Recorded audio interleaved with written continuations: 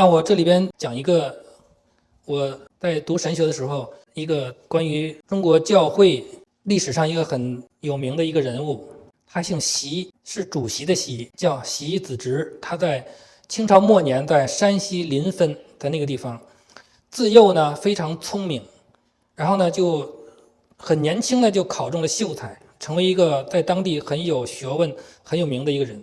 但是他妻子呢死得很早，他年轻的时候他妻子就死了。这时候呢，让他思想了这个人生的问题、生死的问题。所以呢，后来他又去寻求从佛教啊、道教啊去涉猎很多，但是呢，心中始终没有答案。这个人叫习子直。那后来呢，在1876年呢，那时候山西发生了很大的旱灾。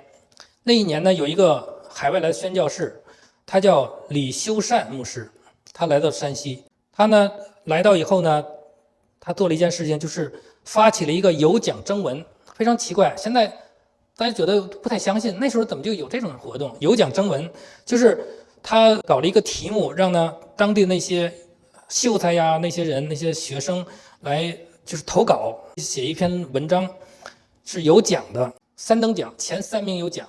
后来大家很奇怪，就这个习子直，他原来本来没兴趣的，后来有人就鼓动他，因为他很有名啊，写文章非常好的。后来他就写，很有意思，他写了3篇文章投稿，1、2、3名居然全是他的，他那么厉害，他得了这个前3名都是他。后来呢，一定要他亲自去领奖，然后他就有机会见到这个李修善这个宣教士。他本来对这个基督教没有什么好感的，但是呢，当他见到这个李修善这个弟兄了以后呢，他印象非常好，觉得这个人很这个实在，很善良，然后呢，他就愿意留下来。因为呢，他们当时在招聘一个教员，教导中文，教导这些宣教士中文，他就留下来教他们中文。那这个留下来呢，他就有机会听到福音，读到圣经。那后来呢，他就悔改信主了。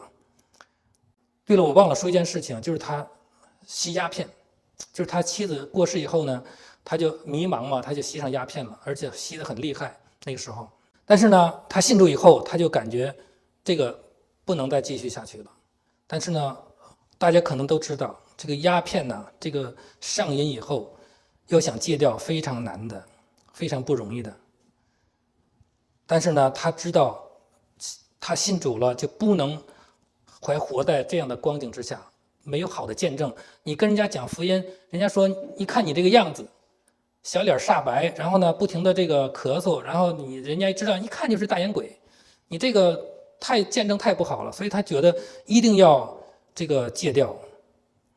但是呢，说是说这个过程呢非常难的，那些宣教士也为他祷告，他自己也祷告，非常难熬。这个在最痛苦的时候呢，他真是趴在那里跟神呼求。后来呢，他经过这个几天的这个与这个软弱的身体搏斗啊，简直奄奄一息了。这时候他就喊，他说我宁愿死，也不愿这样苟活下去了，就是羞辱主，我的生命是新的生命，我宁可死，我也要把这个戒掉。我们看到神的怜悯，他就感觉到一股神奇的力量充满他的这个将死的躯体，他慢慢的痛苦就消失了，慢慢的恢复体力，精力充沛起来了。从此他就彻底戒掉这个毒瘾。那戒掉以后呢，他就真的下定决心呢，为主来传福音。他做了很多的很神奇的事情记载，我今天不在这里讲了。他后来又娶了妻子，他妻子呢也是个拜偶像的。他回家以后呢，把所有的偶像全部毁掉。然后呢，他妻子还是一个被鬼附的。他经过了好多次的赶鬼，最后呢，终于把他妻子的鬼赶出去。经过这件事情，他改名，他叫习圣魔，得胜魔鬼。这习圣魔，大家有的可能听说过这个人，习圣魔。这个现在的这个山西很多教会还纪念他呢，非常有能力。而他后来做了很多事情，包括帮助那些被毒瘾捆绑的人，帮他们戒毒，因为他的经验帮助他们。而且他呢，奔走很多地方去宣讲福音真理。后来他妻子也信主了，成为基督徒，是神大大重用的一个传道人。